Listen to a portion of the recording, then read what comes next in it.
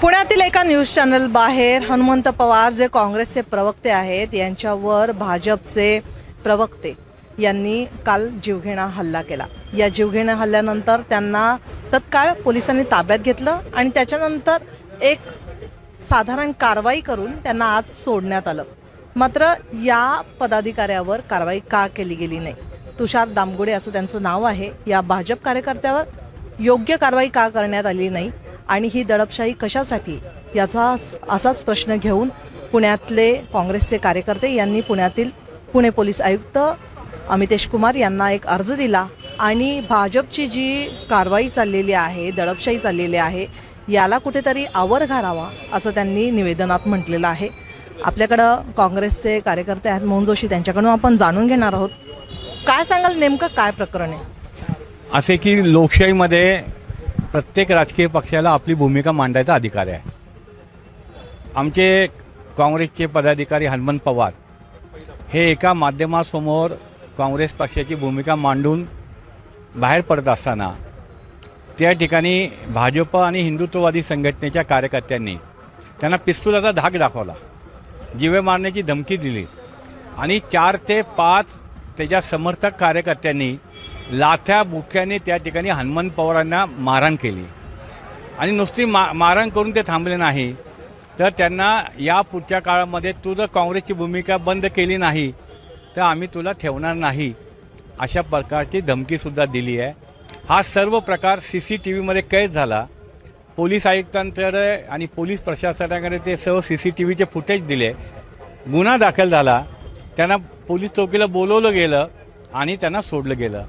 आमची भूमिका अशी आहे की जर भारतीय जनता पार्टी किंवा हिंदुत्ववादी संघटना यांना लोकशाहीवर विश्वास नसेल, संविधानावर जर त्यांचा विश्वास नसेल आणि ठोकशाहीच्या माध्यमातून, हिंसेच्या माध्यमातून ते जर काँग्रेसच्या कार्यकर्त्यांना, पदाधिकाऱ्यांना अशा पद्धतीने मारहाण करत असतील तर काँग्रेस पक्ष हा कोणी अनेकांनी प्रयत्न केला संपवण्याचा, तो संपला नाही।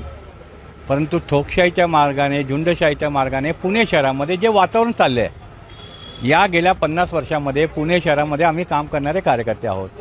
आम्ही कधीही अशा पद्धतीने वातावरण केलं नाही। आम्ही आंदोलनं केली, सत्तारूढ असताना विरोधी असताना नेहमी आम्ही आंदोलनं केली। त्या आंदोलनाची एक पातळी असायची, पण भारतीय जनता पार्टी पुणे शहराची सांस्कृतिक राजधानीमधलं जे राजकारण असतं त्या राजकारणाची पातळी आता सोडून या ठिकाणी राजकारण करते। आम्ही त्या ठोकशाहीचा विरोध करू, काँग्रेस शांत बसणार नाही, ही आमची भूमिका आहे। नक्कीच। तर आपल्याबरोबर आता प्रशांत जगताप आहेत, त्यांच्याकडून आपण जाणून घेणार आहोत। खरं तर ही संस्कृती आत्ता बिघडायला लागली। पूर्वी आपण जर दोन राजकीय एकूण वातावरण बघितलं पुण्यातलं तर ते मैत्रीपूर्ण होतं, मात्र आता ही वैरत्वाची भूमिका ज्या प्रकारे येते याच्यावर काय सांगाल तुम्ही? ठीक आहे, एक तर मी सर्वप्रथम एक सांगेल, या पुण्याला इतिहास आहे छत्रपती शिवाजी महाराजांचा, छत्रपती संभाजी महाराजांचा, राजमाता जिजाऊंचा, कारण की महाराजांचं बालपणच लाल महालात गेले किंवा पुण्यामध्ये गेलेलं आहे। त्याच्यानंतरच्या काळामध्ये या पुण्याला महात्मा ज्योतिबा फुले, सावित्रीबाई फुले यांचा वारसा आहे, कारण की त्यांनीच शिक्षणाची मुहूर्तमेढ या ठिकाणी रोवली। महात्मा गांधी असतील, डॉक्टर बाबासाहेब आंबेडकर असतील, लोकशाहीर अण्णाभाऊ साठे असेल, यांच्या नाही का एकूणच कारकिर्दीतला बराच काळ पुण्यात गेलेला आहे, तो वारसा आहे। आणि नंतरच्या काळामध्ये मोहन दारिया असतील, स्वर्गीय मोहन दारिया साहेब असतील, स्वर्गीय बॅरिस्टर विठ्ठलराव गाडगीळ साहेब असतील, त्याचबरोबर SM जोशी साहेब असतील, यांनी पुण्याला एक वेगळ्या प्रकारच्या उंचीवर जाऊन पोहोचवलं की पुणे हे सामाजिक, राजकीय आणि सांस्कृतिकमध्ये देशात अग्रेसर आहे अशा प्रकारचा मेसेज गेला की देशात काही घडत असेल, पुण्यात काही चुकीचं घडत नाही अशा प्रकारचं चित्र होतं। म्हणजे पुण्याने कायम एक राजकीय संदेश चांगला दिला।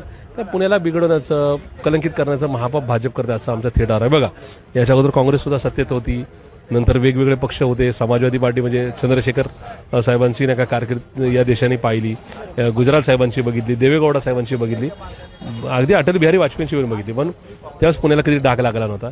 आता मात्र सत्तेचं इतकं काय वारू यांच्या डोक्यात घुसलेलं आहे, त्याप्रमाणे गल्लीपासून दिल्लीपर्यंत सत्ता असणारा पक्ष अशा प्रकारे का मारहाण करतोय असाच आमचा नाही का या ठिकाणी आक्षेप आहे। आणि म्हणून आमचं म्हणणं आहे की एकतर त्यांच्यावर कारवाई करणं हा पहिला बघा। आज म्हणजे काँग्रेस फक्त कारवाई करा ह्याच मागणीसाठी आलेली नाही, काँग्रेसनी ब्रॉड माइंड ठेवला आहे, कारवाई पण करा। पण सेकंड थिंग, इथून येणाऱ्या 8-10 दिवसामध्ये मान्य CP साहेब जे अमितेश कुमार आहेत त्यांनी पुढाकार घ्यावा। सत्ताधारी पक्षातले आमदार, खासदार, मंत्री, मग त्यांचे नाही का प्रमुख नेत्यांना आमंत्रित करावं, विरोधी पक्षाच्या सगळ्या नाही का नेत्यांना बोलवण्यात द्यावं, बैठक लावण्यात यावी, आम्हाला एक आचारसंहिता देण्यात यावी, भाषा कशी वापरायची, मारहाण करायची नाही, धमक्या द्यायच्या नाही, एकमेकाच्या नेत्यांच्या घरावर मोर्चे न्यायचे नाही, कार्यालयावर मोर्चे न्यायचे नाही. आमचा नेता चुकला, तुम्ही CP ऑफिसच्या दरवाज्यात आंदोलन करा, जिल्हाधिकारी कार्यालयाच्या दरवाज्यात करा, कालका चौकात करा, झाशीच्या राणीच्या पुतळ्याच्या चौकात करा. आम्हाला वाटलं आम्ही तिथं आंदोलन करू, पण अशा प्रकारे ठोकशाही आणि दादागिरी इथून पुढे करू नये. अशा प्रकारचा योग्य संदेश, कान पिचक्या, कान टोचणं, जे काय करायचं ते CP साहेबांनी करावं अशी मागणी घेऊन आम्ही केला. नक्कीच. तर जी पुण्यातली राजकीय संस्कृती जी बिघडत चाललेली आहे याच्यावर भाष्य करताना आज काँग्रेसच्या पदाधिकाऱ्यांनी CP सरांना जे निवेदन दिलेलं आहे की समोरासमोर बैठक लावावी दोन्ही पक्षांची आणि काय गैरसमज आहेत ते पूर्ण एकमेकांसमोर बसून ते क्लिअर करावेत अशी त्यांची मागणी आहे. आता भाजपच्या नेत्यांची काय मागणी आहे ते आपण बघूयात.